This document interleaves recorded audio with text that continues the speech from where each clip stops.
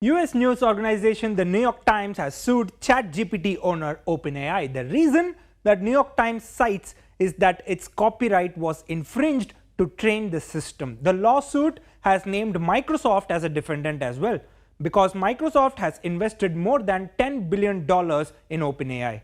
So, New York Times claims that its articles that require a subscription to be granted access were used by ChatGPT to power its model, leading to paid content being available for free and hence revenue loss. This is not the first copyright infringement case that OpenAI is facing though. In September, a similar case was brought by a group of US authors, including Game of Thrones novelist George R.R. Martin and John Grisham. That followed legal action brought by comedian Sarah Silverman in July, as well as an open letter signed by authors Margaret Atwood and Philip Pullman calling for AI companies to compensate them for using their work. This whole development is interesting because here's the thing.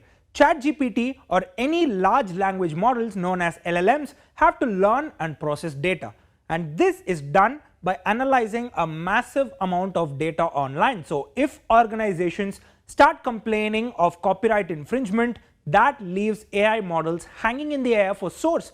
AI-based generators provide output to the users because they are trained using multiple iterations and only get stronger when more data is processed. So essentially, the source is cut off. What next? Could other AI systems face this problem too? Because Google is coming up with Gemini, and their training method is based on reinforcement learning using Google's vast array of data combined with AlphaGo's training methods and networks. Google Gemini can process data taken from across services including Google Search, YouTube, Google Books, Google Scholar and others. So the question is, where does this leave the future of AI-based generators? The verdict of this lawsuit could potentially decide the future of AI-based generators because without adequate training and data, the accuracy of these systems could go down drastically.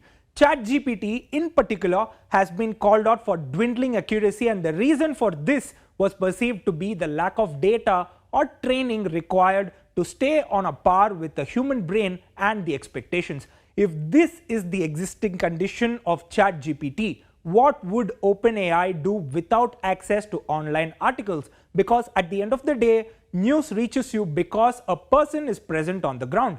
If generative AI is dependent on that data, and the owner of that data claims copyright infringement, the entire game of AI versus humans changes drastically. Reliance Jio has just announced Bharat GPT in collaboration with IIT Bombay. Perhaps Akash Ambani will be watching this lawsuit closely.